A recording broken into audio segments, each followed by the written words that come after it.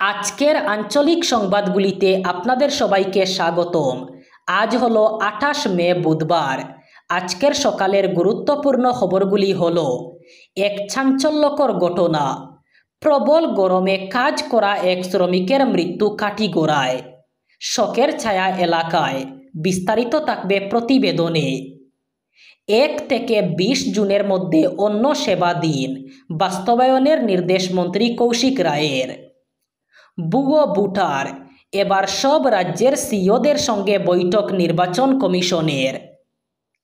গাড়ির ভিতর থেকে উদ্ধার একই পরিবারের 7 জনের দেহ, দুর্ঘটনা নাকি অন্য কিছু ঘুরপাক প্রশ্নের।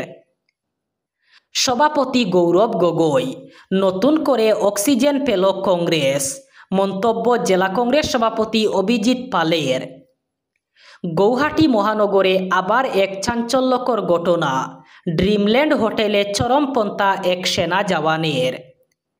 মা বোনেদের সিঁদুর মুছেছে যারা, তাদের পরিণতি ভয়ঙ্কর হবে, আবার হুমকি ভারতের প্রধানমন্ত্রী নরেন্দ্র মোদীর। এক ভয়ঙ্কর দুর্ঘটনা, গভীর খাদে বাহন, মৃত্যু বাবা ও ছেলের, আহত মহিলা। এবং থাকবে বরাক উপত্যকার 3 জেলার আজকের আবহাওয়ার খবর। এবারে শুনুন বিস্তারিত। প্রথম খবর, প্রবল গরমে কাছাড়ের কাটিগড়ার শিয়ালটেক কালীনগর গ্রামে এক শ্রমিকের মৃত্যু। মৃত শ্রমিকের নাম চয়ন দাস। জানা গিয়েছে, চয়ন দাস পেশাগত বাঁশের কাজে গিয়েছিলেন একই গ্রামের নিশীথ দাসের বাড়িতে।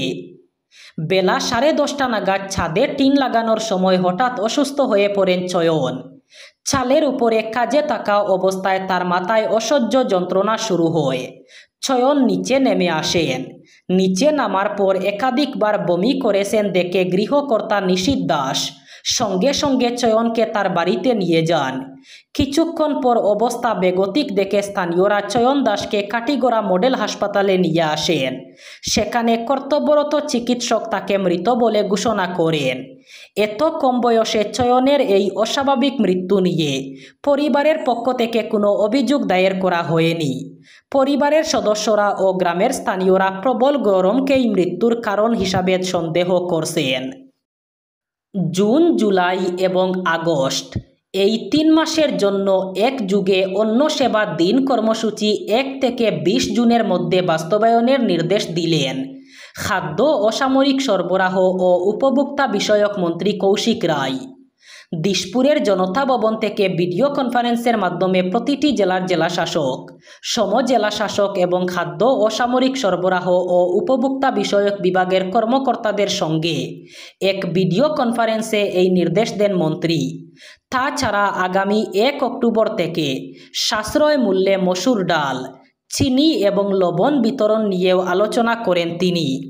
বন্যার সময় প্রতিটি জেলার মানুষের জন্য প্রয়োজনীয় খাদ্য সামগ্রীর মজুদ কিভাবে নিশ্চিত করা যায় তা নিয়ে বিস্তারিত আলোচনা করেন। ভোটার তালিকা নিয়ে যাতে কোনো প্রশ্ন না উঠে, সেই বিষয়েই এবার কোমর বেঁধে নামতে চলেছে জাতীয় নির্বাচন কমিশন। সব রাজ্যের মুখ্য নির্বাচনী আধিকারিকদের নিয়ে দিল্লিতে বৈঠক করলেন দেশের মুখ্য নির্বাচন কমিশনার জ্ঞানেশ কুমার। সেই বৈঠকে ছিলেন দেশের অন্য 2 নির্বাচন কমিশনার সুখবীর সিং সান্ধু এবং অপর নির্বাচন কমিশনার বিবেক যোশী। সূত্রের খবর, ভুয়ো ভোটার অথবা ভোটার তালিকায় একই ব্যক্তির 2 বার নাম থাকার মতো অভিযোগ যেন না উঠে, সেই দিকটি খতিয়ে দেখতেই রাজ্যের নির্বাচন কমিশনারদের সঙ্গে বৈঠক করলেন জ্ঞানেশ। দিল্লির নির্বাচন সদনে বৈঠকে ছিলেন পশ্চিমবঙ্গের মুখ্য নির্বাচনী আধিকারিক মনোজ আগরওয়াল। এছাড়াও ছিলেন অতিরিক্ত মুখ্য নির্বাচনী আধিকারিক দিব্যেন্দু দাস ও বিজিত দর। উল্লেখ্য, দিব্যেন্দুকে ভোটার তালিকার দায়িত্ব দেওয়া হয়েছে। একই পরিবারের 7 জন, গাড়ির ভিতর থেকে উদ্ধার তাদের দেহ, নিছক দুর্ঘটনা নাকি অন্য কিছু? জানা গিয়েছে, তদন্তে নেমে পুলিশ গাড়ির ভিতর থেকে একটি নৌটো উদ্ধার করেছে। তবে কেন এই পদক্ষেপ, আদতে কী ঘটেছিল তা বিস্তারিত জানা যায়নি। সংবাদ মাধ্যম সূত্রে খবর, হরিয়ানার পঞ্চকুলা থেকে একই পরিবারের 7 জন ফিরছিলেন গাড়িতে। তারা সকলেই দেরাদুনের বাসিন্দা বলে জানা যায়। প্রাথমিকভাবে তারা গিয়েছে, ওই পরিবার পঞ্চকুলায় একটি ধর্মীয় অনুষ্ঠানে গিয়েছিল। আচমকা একটি বাড়ির সামনে দীর্ঘক্ষণ গাড়ি দাঁড়িয়ে থাকায় স্থানীয়দের মধ্যে কৌতূহল তৈরি হয়। গাড়ির ভিতরে একাধিক মানুষের উপস্থিতি দেখে খবর দেওয়া হয় পুলিশে।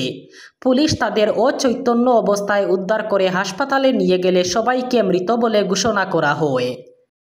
সাংসদ গৌরব গগৈ প্রদেশ কংগ্রেস সভাপতি মনোনীত হওয়ায় উৎফুল্লিত শিলচর জেলা কংগ্রেসীরা। আনন্দে বাজি পটকা ফাটিয়ে রাস্তায় মিষ্টি বিতরণ কংগ্রেসীদের। মঙ্গলবার শিলচর জেলা কংগ্রেস কার্যালয়ে নেতাকর্মীরা আনন্দে মশগুল ছিলেন। গৌরব গগৈ জিন্দাবাদ ধ্বনি মুখরিত হয় কংগ্রেস কার্যালয়ের চত্বর। গৌরব গগৈ নেতৃত্বে আগামী দিনে কংগ্রেস আরও শক্তিশালী হবে বলে জানান অভিজিৎ পাল। তিনি আরও বলেন, গৌরব গগৈ অসম প্রদেশ কংগ্রেসের সভাপতি মনোনীত হওয়ায় মুখ্যমন্ত্রী ভয় পেয়েছেন, কারণ 2026 নির্বাচনে কংগ্রেস দল বৃহৎ আকারে জয়লাভ করবে এবং বিজেপি শূন্য হয়ে যাবে। তিনি বলেন, গৌরব গগৈ সভাপতি হওয়ায় কংগ্রেস নতুন করে অক্সিজেন পেয়েছে। আগামী নির্বাচনে কংগ্রেস বিধানসভা দখল করবে বলে পরিষ্কার জানিয়ে দেন অভিজিৎ পাল। গৌহাটি মহানগরের একটি হোটেলে সেনা জওয়ানের চূড়ান্ত সিদ্ধান্ত। ঘটনাটি ঘটেছে উলুবাড়ির হোটেল ড্রিমল্যান্ডে। 25 বছর বয়সী সেনাকর্মী আদর্শ রায় হোটেল ড্রিমল্যান্ডের রুম 206 বুক করেছিলেন। দার্জিলিং থেকে এসে আদর্শ গৌহাটিতে এক রাত থাকার কথা ছিল। তারপরে সোমবার দুপুরে মণিপুরে তার কর্মস্থলে যাওয়ার জন্য রওনা হওয়ার কথা ছিল। তবে দুপুর 12টা নাগাদ আদর্শ চেক আউট করেননি। হোটেল ব্যবস্থাপনা বারবার দরজায় নক করার পরও কোনো সাড়া না পেয়ে সন্দেহ করে কর্তৃপক্ষ।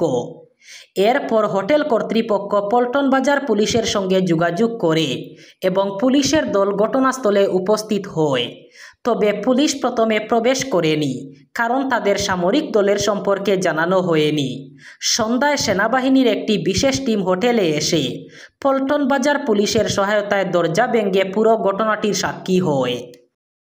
একের পর এক চরম হুঁশিয়ারি।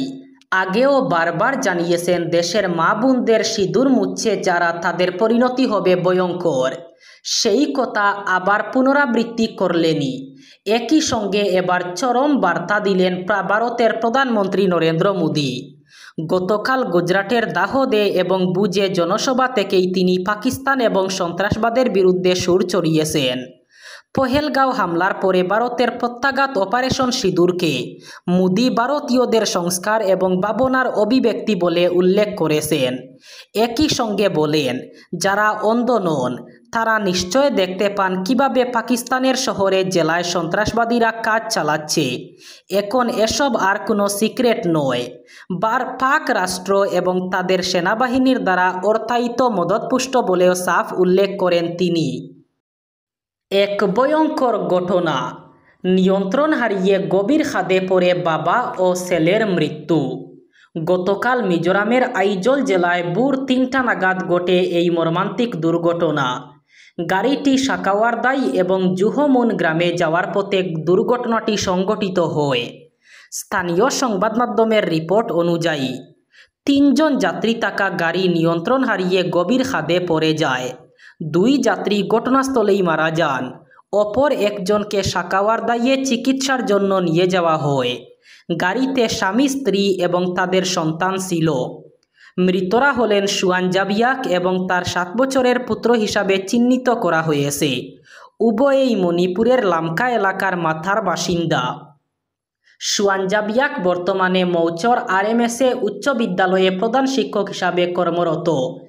আহত মহিলাকে সাকাওয়ারদাইয়ের CHCতে চিকিৎসার জন্য নিয়ে যাওয়া হয়েছে। এবার বরাক উপত্যকার 3 জেলার আজকের আবহাওয়ার খবর। আজ অর্থাৎ 28 মে বুধবার বরাক উপত্যকার 3 জেলায় গরমের সম্ভাবনা। আজ শিলচর কাছাড়ে সর্বোচ্চ তাপমাত্রা থাকবে 34 ডিগ্রি সেলসিয়াস এবং সর্বনিম্ন তাপমাত্রা থাকবে 27 ডিগ্রি সেলসিয়াস। শ্রীভূমি করিমগঞ্জে আজ সর্বোচ্চ তাপমাত্রা থাকবে 34 ডিগ্রি সেলসিয়াস এবং সর্বনিম্ন তাপমাত্রা থাকবে 27 ডিগ্রি সেলসিয়াস। হাইলাকান্দি জেলায়ও আজ সর্বোচ্চ তাপমাত্রা থাকবে 34 ডিগ্রি সেলসিয়াস এবং সর্বনিম্ন তাপমাত্রা থাকবে 27 ডিগ্রি সেলসিয়াস। এই ছিল আজকের সকালের গুরুত্বপূর্ণ খবরগুলি। ভিডিওটি অবশ্যই লাইক করবেন এবং চ্যানেলটি সাবস্ক্রাইব করবেন।